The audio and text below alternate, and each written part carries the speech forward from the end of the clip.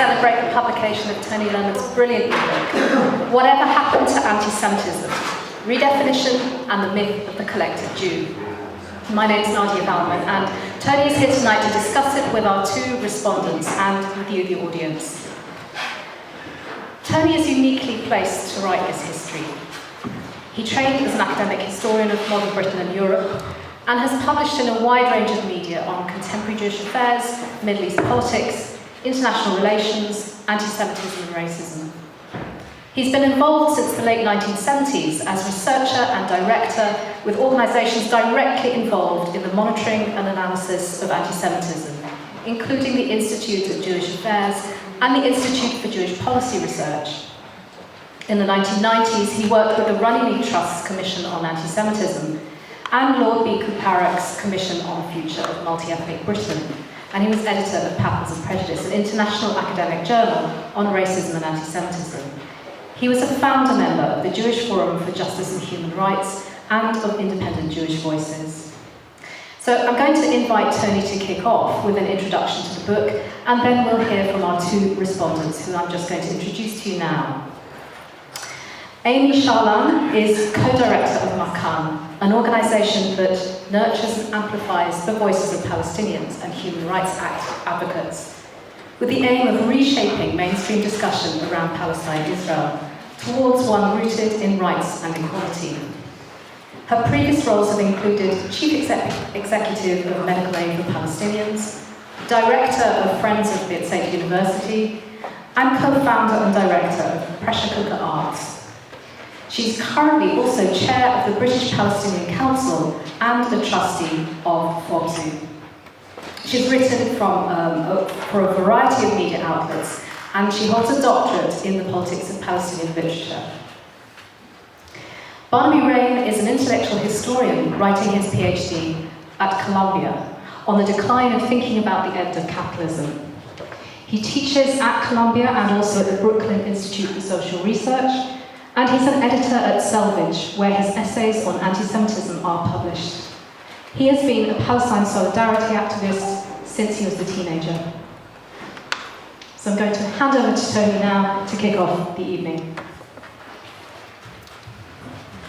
Thank you very much, Nadia. Can you all hear me? Yeah. Well, good. Before I begin, there's always something to say before you begin. So I just want to thank a very dear friend who can't be here tonight because he's got COVID, but who is the sponsor of this evening and has been very generous in letting us hold it here and providing all the refreshments and so on. His name's Harold Emanuel, and he's actually a very good friend of many of the organisations that a lot of people here support and represent. So we wish him speedy recovery and thank him very much for sponsoring this event tonight. So, my book. The first part of the title of this book, Whatever Happened to Anti-Semitism, may seem to invite contradictory answers, such as nothing, it's gone away, it's been brushed under the carpet, or it's running riot. But my answer in the second part of the title is clear. Anti-Semitism has been redefined, and central to that redefinition is the myth of the collective Jew, the resonant metaphor for Israel conceived of as the Jewish state.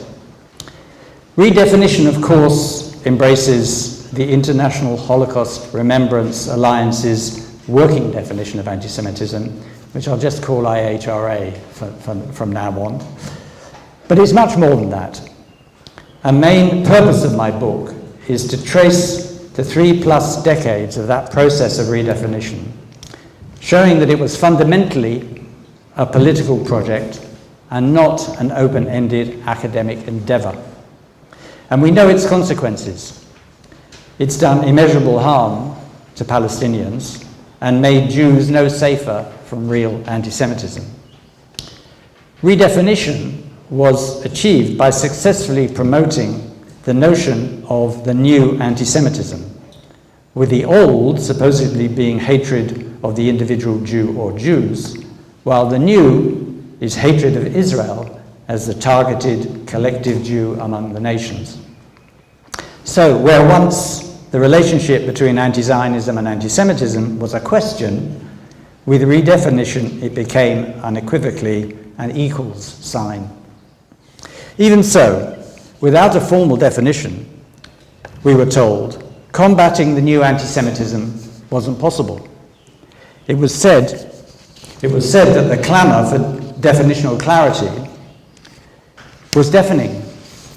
But as I know from being then deeply involved in research on and the politics of anti-Semitism as head of a Jewish policy think tank, there was no clamour, and the clarity achieved in IHRA was superficial. In fact, it made the already broken academic and public debate about anti-Semitism even more coherent and appalling, a dialogue of the deaf waged as a battle to the death. This didn't bother the project's promoters. Opacity served them well. IHRA is full of it. Extensive international influence was achieved because of it. One thing is clear, the notion of the persecuted collective Jew was codified not only as an expression of the new anti-Semitism, but underpinned by the premise that anti-Zionism is anti-Semitism as the principal form of anti-Semitism. It is not just that anti-Zionism is also anti-Semitism, it's the only version many Israeli Jews and Jews elsewhere now recognize.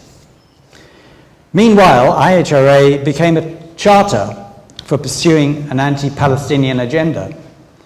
The notion of the new anti-Semitism had already been used to progressively undermine and deprive Palestinians of opportunities to speak of the Nakba, ethnic cleansing, dispossession, apartheid, and to argue that Israel's discriminatory laws made it a racist endeavor. Already often placed in legal jeopardy for these activities and for deploying non-violent forms of protest in their struggle for their fundamental human rights, such as the right of return, Palestinians now found themselves branded as the principal purveyors of anti-Semitism. And despite explicitly defined as not legally binding, IHRA has been increasingly used to legalize their cancellation. My book explores the structural influences that coalesced to make this possible. International institutional cooperation, Jewish governmental, civil society, Christian Zionist, the roles of the branches of the Israeli state, including Mossad, geopolitical factors favoring the Israeli government's ability to garner support from many states for weaponizing anti-Semitism to further its national interests. But equally, or even more important, I focus on the discourse that has so successfully used myth and metaphor to disappear the Palestinians and transform Israel into the untouchable collective Jew and a sanctified state. And I show how this same discourse actually perpetuates anti-Semitic myths. I also have language in my sights when critiquing, for example, the apocalypticism of some of the high priests of new anti-Semitism theory, the designation of the struggle against anti-Semitism as a war, the mistake of seeing anti-Semitism as a virus, and the discourse of eradication, which is a demand for the impossible. One of the problems with seductive discourse and metaphors is that they degrade your critical faculties. They play on your perhaps unacknowledged wish to believe. I succumbed often enough to this in my now discarded attachment to Zionism. Early on my journey away from it, I learned to embrace doubt, which led to questioning, skepticism, and rethinking. That coincided with my first work on anti-Semitism over 40 years ago, so I learned quickly how to identify when writing on anti-Semitism was BS. Exposing this brought me into conflict with the Jewish establishment. It got worse when the Israeli government sought to lead the struggle against anti-Semitism from the late 1980s, exaggerating its dangers to further Zionist objectives, immigration and worldwide Jewish loyalty. My institute, though independent, was expected to tailor research on anti-Semitism to support this aim, but I refused. Without striving for objectivity, this work is just political propaganda. You cannot fight anti-Semitism with Zionism. You must cast doubt on the certainties of the self-appointed guardians of Jews, which is surely made easier since they include the Tweedledum and Tweedledee of philo-Semitism, the Lord's man and pickles. Government anti-Semitism, Tsar and IHRA UK delegation leader respectively. Unless and until the catechism that equates the individual and the state and wrongly sees Israel as the fulfillment of Jewish history is discarded, there will be no release for Jews from the role of oppressor and no justice for Palestinians. The shedding of myths and illusions is one of my book's pathways to that end. Thank you.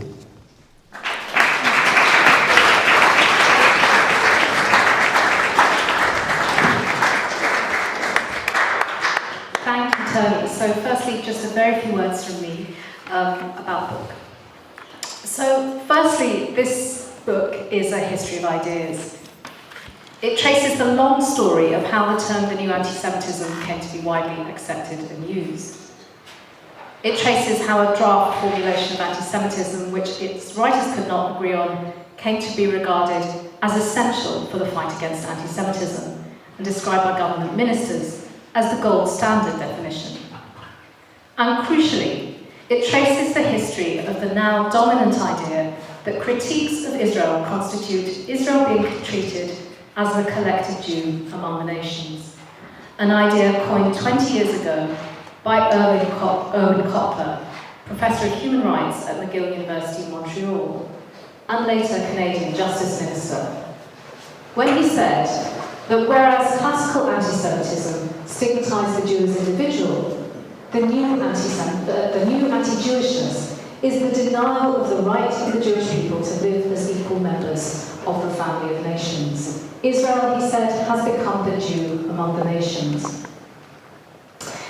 And it's also a work of theory, which deconstructs and challenges in extremely useful ways the key ideas that have become naturalised in the discourse of anti-Semitism.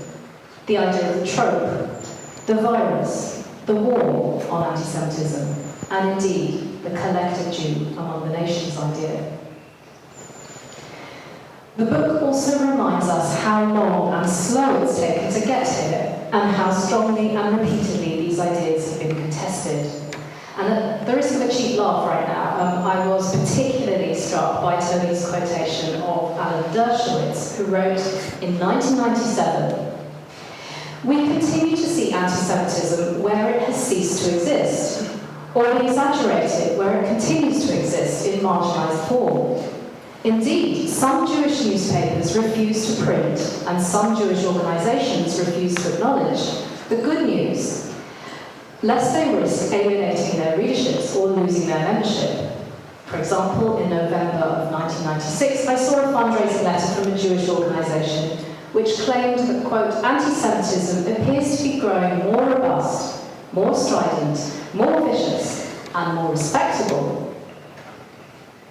Well intentioned as this organisation is, it seeks support by exaggerating the threats we currently face and by comparing them to those we faced during the Holocaust." Now that was Alan Dershowitz. Of course, he'd be thrown out of the Labour Party for saying that. And thirdly, it traces the political life of anti-Semitism, and there's a brilliant history here of the processes by which Israeli government policy shifted from an aversion to mentioning diaspora of anti-Semitism to a desire to control all monitoring and reporting of it, to embracing it as a central plank of its global propaganda efforts against Palestine solidarity activism. And finally, I think what's breathtaking about this book is its comprehensive account of how the production and legitimation of the paradigm that we live was produced by a range of institutional and individual actors, international governmental and non-governmental organisations, websites, university think tanks, Hasbara social media operations, parliamentary committees, NGO surveillance groups, Jewish community-based defence groups, repeating and amplifying each other's work over the last 30 years. And despite what you will encounter is a cornucopia of acronyms, but I just want to say that it's extremely compelling reading as well. So having said all this, I'm going to turn over to our first respondent to the book, Amy Shalom. Thank you. And first of all, I'd just really like to thank Colonial and Pluto Press for inviting me to speak this evening. And I'm just going to give you a little bit of personal background first off. My father was one of 750,000 Palestinians who were forced from their homes in 1948 during the establishment of Israel. He was 17 at the time, and he would spend the last 3 weeks of his life in a hospital in Wales in 2002 during the Second Intifada, which was sparked by the then Israeli opposition leader Ariel Sharon when he stormed Al-Aqsa Mosque in East Jerusalem with more than 1,000 heavily armed police and soldiers. At the time, Dad said he could no longer watch the news. He couldn't watch Israel's military operations for fear that the sight of more killing and more demolitions of people's homes would kill him. And in the end, he died without having ever returned to Haifa or the family home which he had been forced from in his youth. I was born here in Britain in the 1970s, and while there have been many developments over the decades, talking about Palestine or Palestinian experiences has always been a challenge. British suppression of Palestinian history and its own role in the dispossession of Palestinians is nothing new. But in recent years, the efforts to conflate anti-Semitism and legitimate criticism of laws, policies, and constitutional order of the State of Israel has increasingly threatened the fundamental rights of Palestinians to describe their own lived experience of oppression and the rights of others to advocate on their behalf.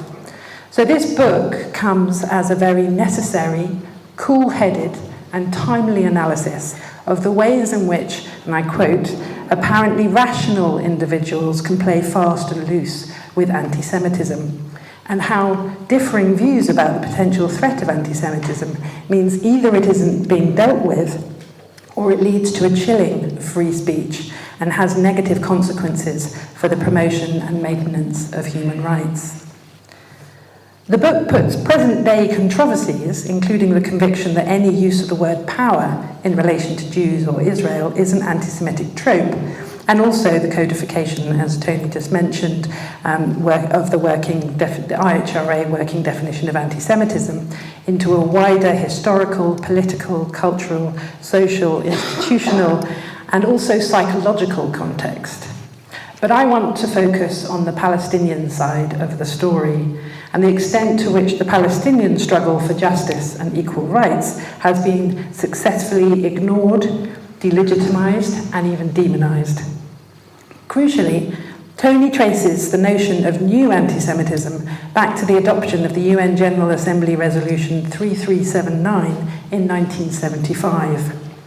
This resolution situated the Palestinian struggle as an anti-colonial, anti-racist movement and connected Israel with the racist regimes in Zimbabwe and South Africa, calling for the elimination of racial discrimination in all its forms, as well as recognition of the dignity of peoples and their right to self-determination. In 1991, it was repealed for two primary reasons. First off, the Soviet bloc, which helped pass the resolution, had collapsed. And secondly, Israel and the US demanded that it be revoked or they would refuse to participate in the Madrid Peace Conference. During Oslo, the notion of Palestinian liberation was reduced to a peace-building narrative in which talking about 1948 and the Nakba, the right of return for Palestinians, or apartheid, was depicted as somehow extreme. And only very recently we've seen the emergence of recent reports by organisations like B'Tselem, Human Rights Watch, Amnesty and others, following decades of Palestinian work on this issue. The mainstream is at pains to reject the use of terms like apartheid or settler colonialism as inflammatory, rather than addressing the practice of apartheid or settler colonialism as the problem itself. And claims of disproportionate focus on Israel at the UN abound to this day. Yet over the past decade, the UN Security Council, which is the primary UN body, has made around 600 resolutions and only one on Israel-Palestine due to US vetoes. Similarly, at the UN HRC, the EU and the UK have unanimously supported all UN commissions of inquiry and fact-finding missions except those on Israel-Palestine. For example, Syria, Iraq, Libya, South Sudan, Yemen, Myanmar, Belarus, Venezuela. But while these resolutions at the UN have done little to secure Palestinian individual or collective rights, Palestinian civil society has attempted to do so by other means. For instance, the call for boycott, divestment and sanctions, which, and we see today, the UK government is now renewing efforts to outlaw BDS as an anti-Semitic movement. It was nevertheless established by representatives of Palestinian civil society who were calling upon people of conscience all over the world, including Israelis, to impose boycotts and implement divestment initiatives against Israel, similar to those applied to South Africa in the apartheid era. Today, a new generation of Palestinians are seizing the opportunity to revive regional and international solidarity movements. And in recent years, especially in the diaspora in Europe and the US, but also within the state of Israel, Palestinians have been launching important movements that are intersectional, connecting with a global awakening against racism, fascism, and the new populist right. This marks a return to the early days of the Palestinian struggle, when the transnational Palestinian solidarity politics that developed in the 1930s and throughout the 1960s and 70s relied on the solidarity between anti-racist and anti-colonial struggles across the globe. The links that transnational solidarity movements are fostering are not based on identity politics, but on a shared recognition of similarities between their experiences, the systems and conditions that they face, and their struggles for equality and freedom. Against this background, it's become increasingly difficult to be vocally supportive of Palestinian liberation without coming under hostile, very extremely hostile attack, including here in the UK, and especially with the adoption of the IHRA definition by many institutions. And these attacks come in various forms: the demonization and defamation of people and organization, surveillance and suspicion of particular groups, and attacks on non-violent civil society tactics pushing for Israel's accountability. At the same time, the chilling effect of the IHRA definition, which Tony highlights, has a malleability that means it can be used to justify virtually any allegation of anti-Semitism, so that people are frightened to speak out or exhausted by the relentlessness of attacks. And we see this again and again in the mainstream media. Recently, after the death of Archbishop Desmond Tutu, the Guardian obituary failed to mention his repeated criticism of Israeli policies and his commitment to the cause of Palestinian liberation. But worst of all, they then deleted a large number of comments in response to the obituary, which highlighted his condemnation of Israeli apartheid on the grounds that it violated the Guardian's community standards. And these comments weren't put back until there were several complaints that were mobilized by the Palestinian Solidarity Campaign and others. Similarly, the BBC News website article was run on the Jerusalem Flag March recently, in which details of abusive chants of death to Arabs and may your village burn were left out, and a report of an assault on the BBC News team was removed by the editor and only replaced following a series of complaints once again. So against this background, this book is a really crucial tool in order to understand the weaponization of anti-Semitism and its dangerous impact on free speech, Palestinian rights, and political activism more broadly. But I'd just like to end with a reflection that as we sit here this evening discussing anti-Semitism, just 1 month after the killing of Palestinian journalist Shireen Abu Akleh by Israeli forces, some media outlets have been saying that there is relative calm in Palestine. And yet, since the 11th of May, when Shireen Abu Akleh was killed, 13 other Palestinians in occupied West Bank have been killed as well, including 5 children. Ta'er al-Yazuri, who was killed in Algeria, Amjad al-Fayed, who was killed in Jenin refugee camp, Gaith Yanin, who was killed in the city of Nablus, Zayed Ghnaim, who was killed in Bethlehem, and Odeh, who was killed in the village near Ramallah. So while I started commending Tony's cool analysis in this book, I also want to make a claim for the right to feel angry. I'm very angry, and anyone committed to fighting against racism in all of its forms should be too. Thank you.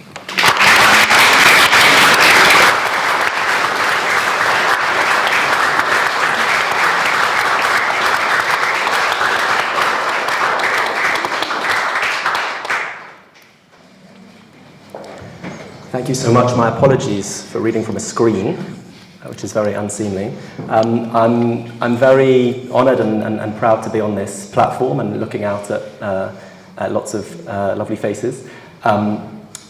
It's a great honour because I think Tony has written a book which ought to be immediately canonical because it traces carefully and historically a process which I want to argue is fundamental to our politics today, not even only the politics of the Middle East in Britain today, but very widely fundamental. It's a meticulous and careful book. I'm going to talk about some of the structural processes that I think are at work, but structures are nothing without agents that make them real and make them powerful, and Tony has traced those agents very carefully. I also want to recommend as a book that was very important to me and to anyone who hasn't read it, Tony's previous book on the making and unmaking of a Zionist, and I've noted that there is one copy as I see it here, so I leave you all to fight. Please let the young people get access to that copy because it's very important. And I also just want, before I begin, because we always do things before we begin, as Tony said, to echo what was just said. And I will come on when I say something about the IHRA to stress this. Be aware of the not just problem, not just dodginess, but the racism of discussions about anti-Semitism today which take place without Palestinians and without reference to the experience of racism on the part of Palestinians. Not just their narrative, the real material experience of a racist state which ought to be central to any discussion of racism in the world today. I'm going to start by lobbing 4 letters off the title. Whatever happened to Semitism? Over the decades narrated in this book, from the 1970s to the present, the hyphen in anti-Semitism disappeared from the accepted spelling. The change has been gradual but overwhelming. Whenever I publish things about this subject, I always have arguments with editors who insist in every publication that the non-hyphenated spelling of anti-Semitism is now sort of fixed. The historian Yehuda Bauer, who appears rightly in Tony's prose as a very interesting figure and a moderate in the new anti-Semitism wars, has nonetheless made the case very forcefully for the change.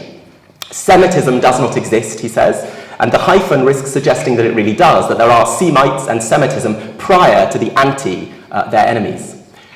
Now, why on earth, you might wonder, am I hearing right now about a hyphen? Is this an introduction to Pilpul, where in Chavrusa and Talmud study, Jews enjoy arguing over tiny points of language? It's why there are so many Jewish lawyers, but it can be a good thing too. I think this little hyphen is quite significant, or rather, its disappearance is quite significant. The word antisemitismus, since the term originates in German, was a late 19th century coinage that made a particular claim about what Jews were and what it was to hate them. So precisely at a moment of lurid Orientalism, we were coded as Semites, people liminally related to European civilization, nestled at its borders and in its pores, neither totally of it nor totally outside it. The opposition to supposed Jewish wealth and power was a form of ostensibly anti-elitist politics of the right, because it counterposed the uncivilized greed of these transnational outsiders to the proper hierarchies of Christian and then national civilizations, wealth and power connected to blood and soil. So hence the anti-Semitism of old loathed Rothschild and Trotsky, these two images of a global plot to destabilize and disorder ancient hierarchies. Jews were, importantly, not insiders to Western civilization. What of the present? The idea of Semitism, I think, has faded, and this is a good way into the story narrated in this book, and in particular, the central framing device of this book, the so-called IHRA definition of anti-Semitism.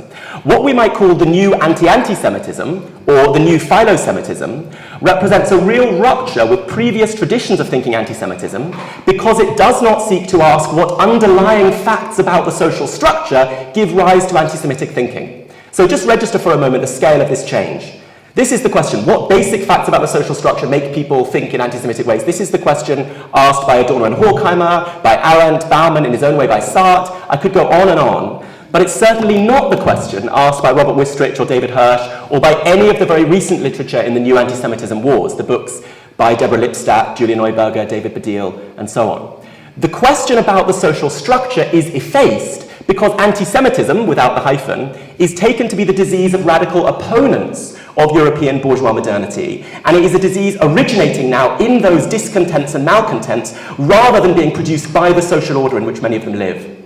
So accompanying this shift for the new philo-Semites, Jews are imagined no longer as Semites, which once raised questions about Europe's relationship to Jews, but instead as the purest manifestation of white European power. Hence, the Labour MP opposed to Corbyn could claim that anti-capitalism is necessarily anti-Semitic. Hence, the headmaster of a private school could object that worries about private school dominance in British public life are akin to Nazi fears about Jewish power. That was a claim put on the front page of the Times. Hence, Emmanuel Macron could call the Gilets jaunes probable anti-Semites. Hence, Tony Blair can opine that the return of any antagonistic, anti-systemic politics on left and right, what he calls populism, means a return of anti-Semitism. And hence, of course, anti-colonial and anti-imperialist politics is cast under very great suspicion, right? Because anti-Semitism is targeting these people who are now imagined as the purest manifestation of white European power. A very telling recent example here is that Black Lives Matter UK was widely condemned as anti-Semitic after tweeting in solidarity with Palestine. So these broad discontents of European power are anti-Semitic. So in all these examples and more, Jews are now cast not as Semites, but as ciphers for something called the West, both its geopolitical order and its class order. So it certainly is true, as the old Yiddish joke has it, that the philo-Semite is an anti-Semite who loves Jews, but the discursive construction of what Jews are has changed. I want to say something about how that change came about in the hope of informing the story that Tony marvelously narrates.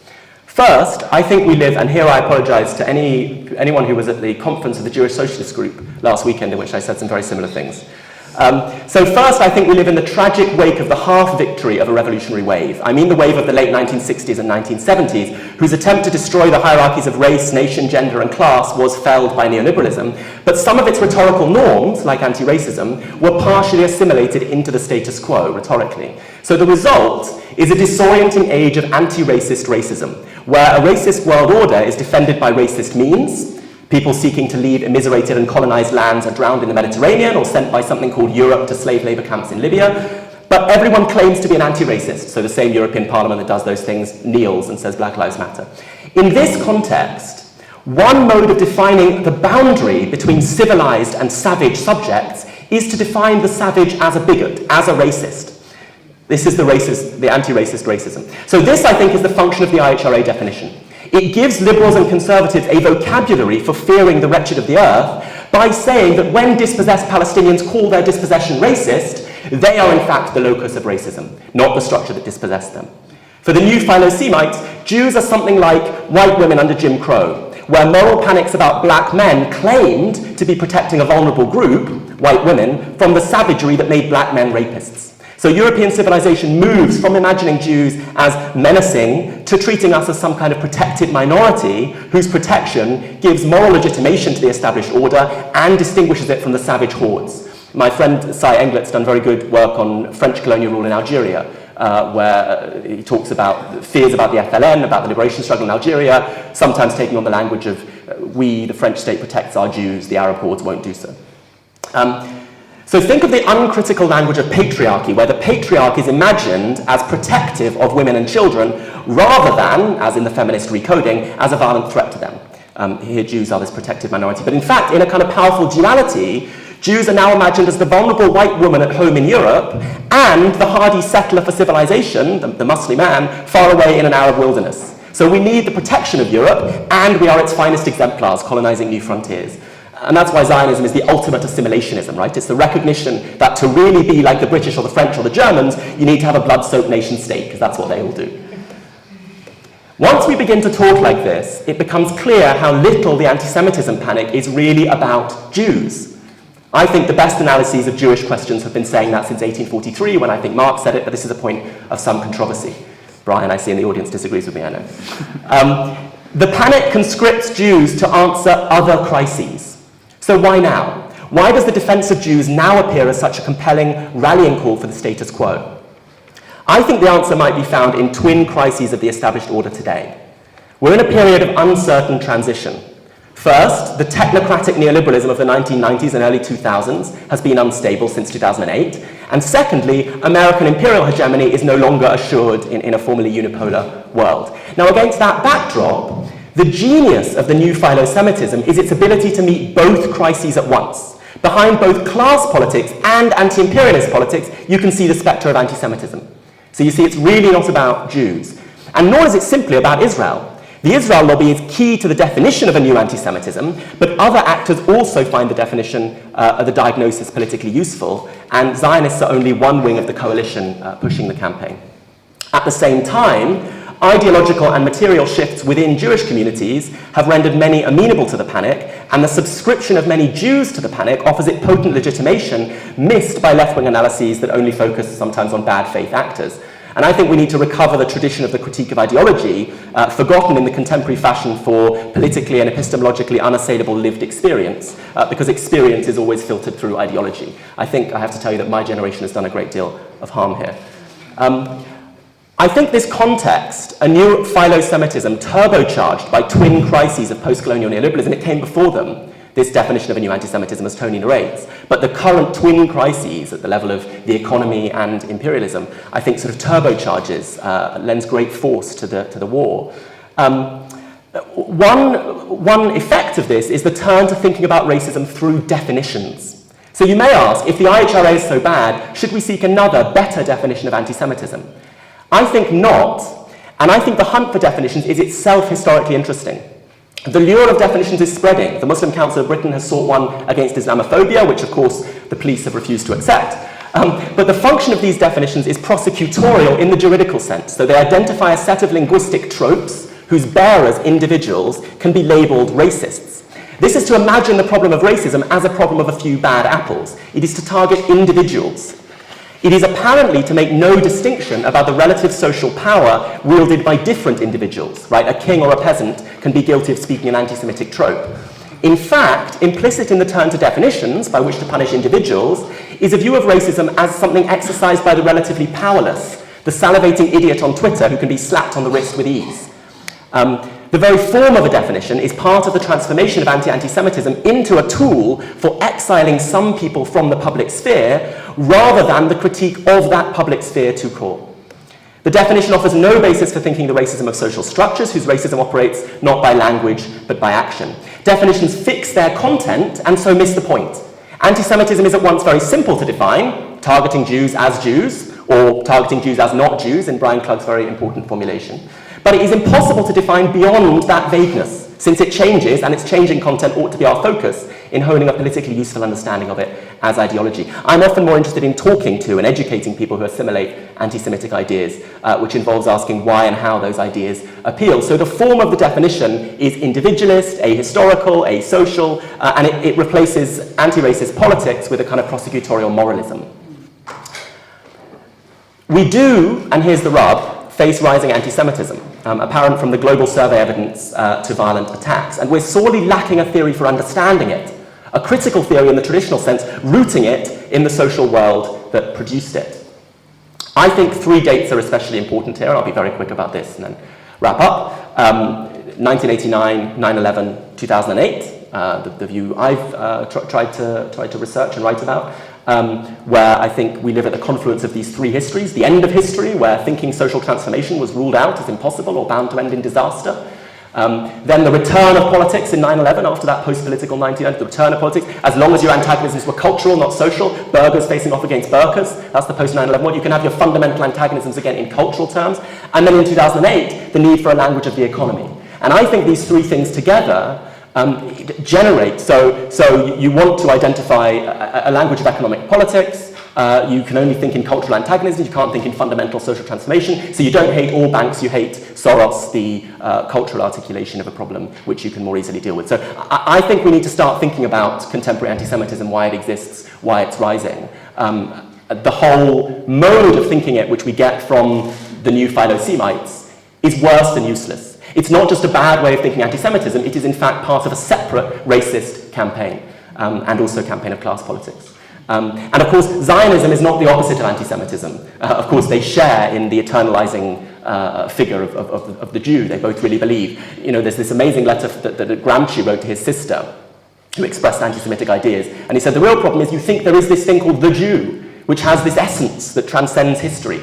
That is the move that anti-Semites make. That is the move, of course, that Zionists make. The opposite of anti-Semitism, of a world in which human beings, regardless of their coding, their ethnic and racial and religious coding, can flourish, is, of course, precisely the demand of the campaign to liberate Palestine from the river to the sea. So I'll close where I started, with Semitism. Less for its actual genealogical claim than for its image, the image of the Semite, the insider-outsider who terrifies, who may be firmly enough incorporated into the social structure, but also firmly enough alien from it to bring the whole thing down. This was the terrified image of what Winston Churchill called the bad international Jews, whom he opposed to the good national Jews, the Zionists. And this is, of course, how Marx thinks the proletariat, his chosen people whose particular location may enable them to be the agents of a universal redemption. So Semitism, I think, is what we should all aim for. And I say so here because I think it is, in the political sense, I think that this is a profoundly Semitic book. It is a book that wants to not defend one group by attacking another, but bring down those oppressive forces which ultimately weaken all of us. So please buy it and read it. It's wonderful.